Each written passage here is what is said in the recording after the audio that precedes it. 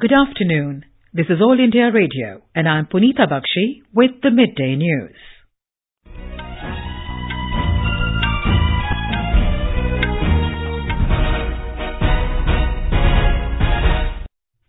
The headlines.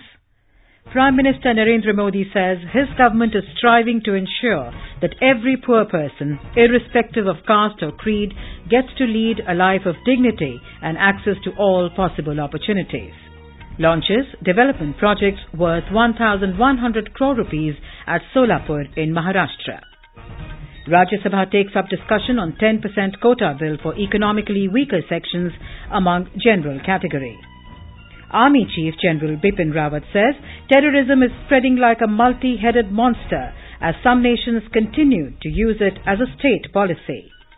World Economic Forum says India is set to become world's third largest consumer market after the US and China by the year 2030. And second Khelo India Youth Games begin today in Pune, Maharashtra.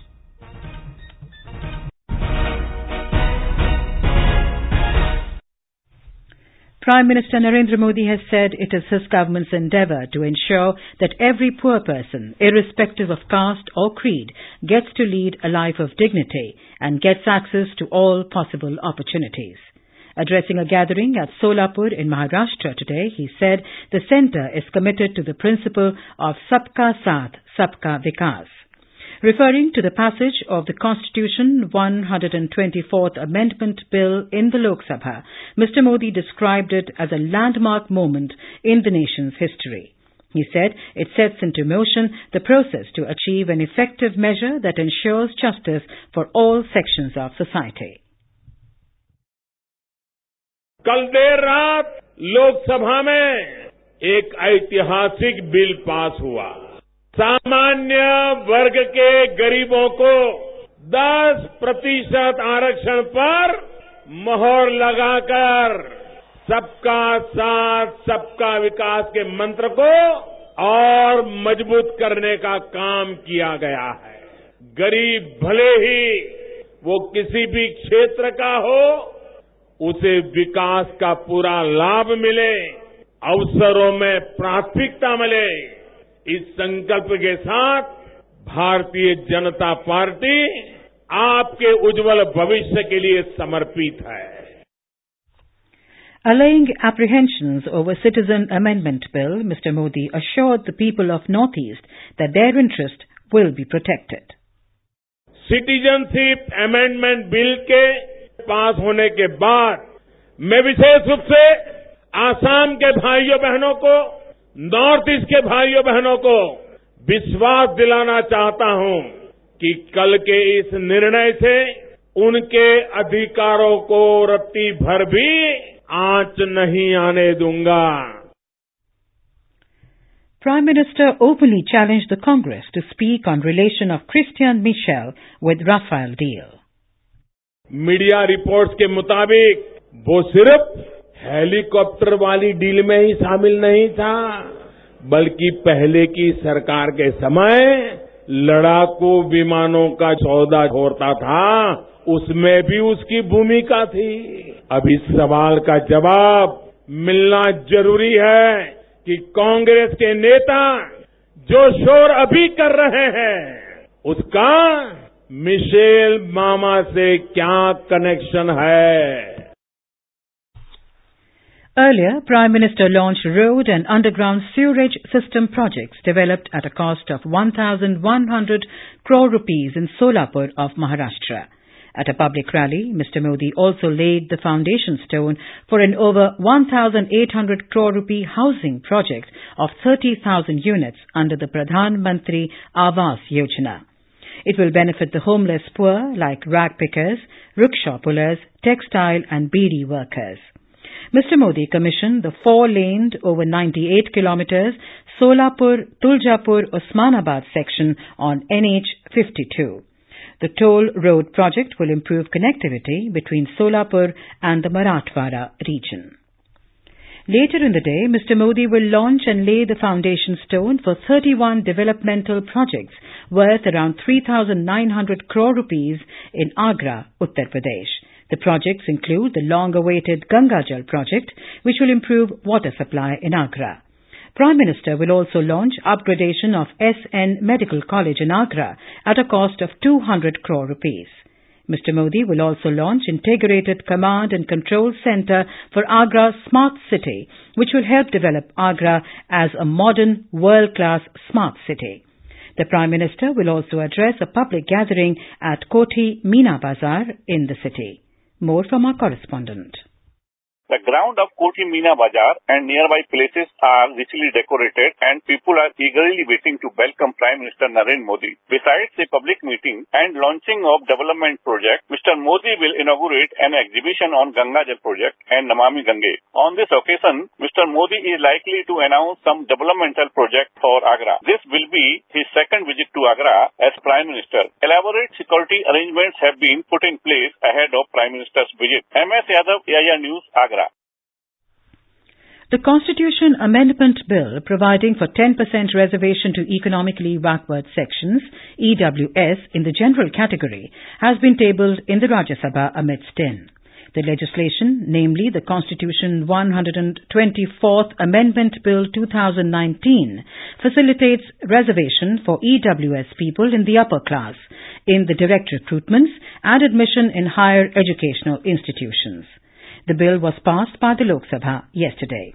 Moving the bill, Social Justice and Empowerment Minister Thawar Chand Gehlot said it will uplift the poor of the nation and the decision has been taken after thorough consideration. He said it aims at economic and educational empowerment of weaker sections among the upper castes.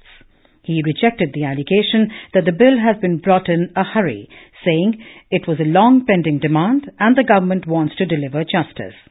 As Mr. Gehlot introduced the bill, Kanimori of DMK objected to it, demanding the legislation be sent to the Select Committee. While the minister was making introductory statements on the bill, Congress and some other opposition members were in the well against the Citizen Amendment Bill 2019. Amid chaos, Minister of State for Parliamentary Affairs Vijay Goyal said Home Minister Rajnath Singh will make a statement on the bill at 2 p.m. He accused the Congress of stalling the reservation bill indirectly due to technical grounds. To this, Anand Sharma of Congress clarified that his party is in favour of the bill, but the government should state the reason behind its introduction after 4.5 years of being in power. He alleged that the intention is political to grab votes. Initiating the discussion on the bill, Prabhat Jha of BJP said the party understands the sentiments of crores of people to benefit from the legislation, unlike the Congress. He accused the Congress of trying to stall the bill even as it supported its passing in the Lok Sabha.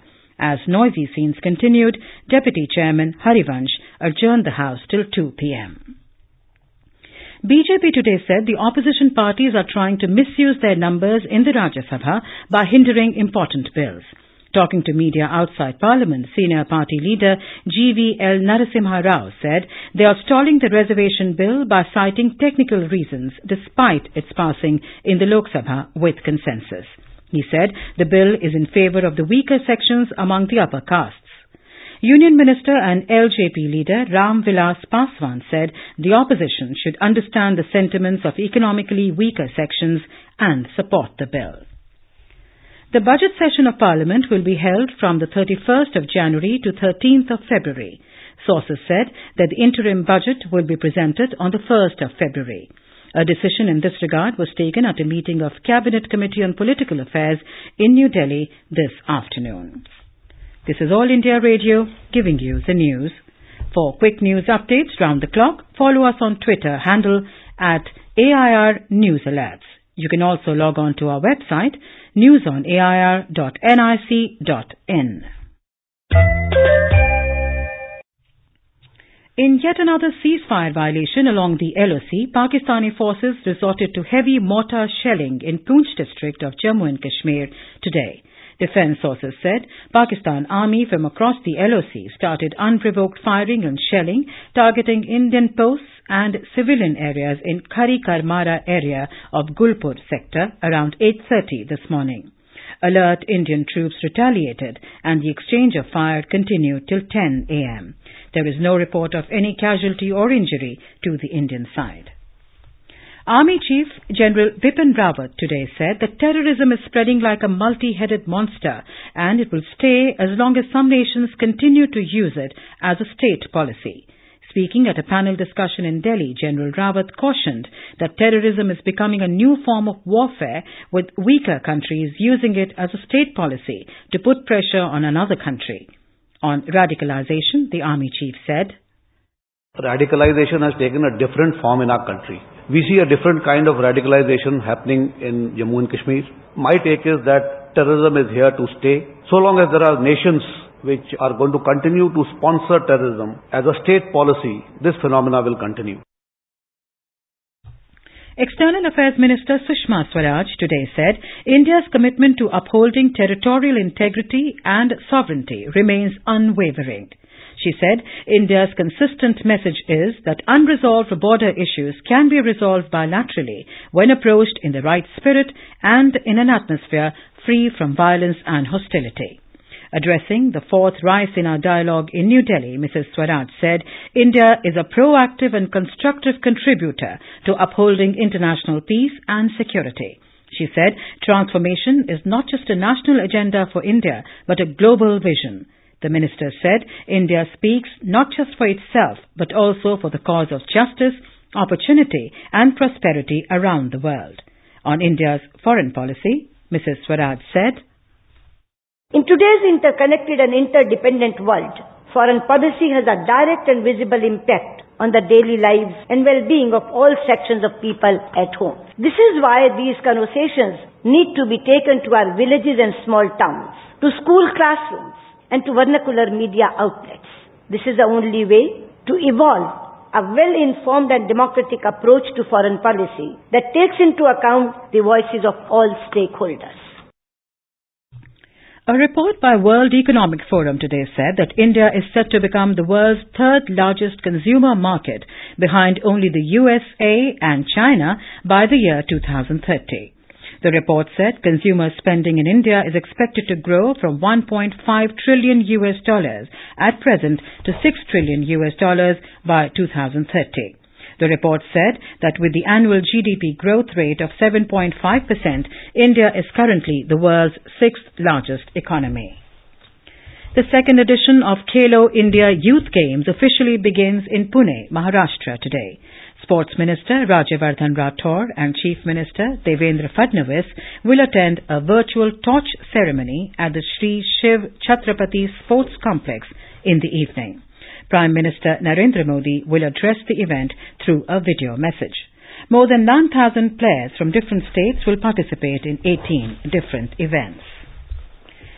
Benchmark domestic stocks Sensex and Nifty today appreciated for the fourth session in a row in afternoon trade.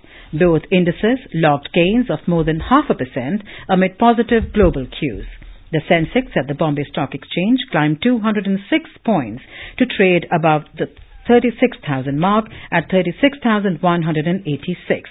The Nifty at National Stock Exchange also surged 49 points to regain 10,800 level at 10,851 a short while ago. The rupee at the forex market weakened 27 paise to 70 rupees and 47 paise against the US dollar in afternoon deals. US President Donald Trump's special Afghan envoy, Zalmay Khalilzad, will visit India soon to coordinate efforts to facilitate an intra-Afghan political settlement. And now, before we end the bulletin, the headlines once again. Prime Minister Narendra Modi says his government is striving to ensure that every poor person, irrespective of caste or creed, gets to lead a life of dignity and access to all possible opportunities. Launches development projects worth 1,100 crore rupees at Solapur in Maharashtra. Rajya Sabha takes up discussion on 10% quota bill for economically weaker sections among general category. Army Chief General Bipin Rawat says terrorism is spreading like a multi-headed monster as some nations continue to use it as a state policy. World Economic Forum says India is set to become world's third largest consumer market after the US and China by 2030. And with that, we end the midday news.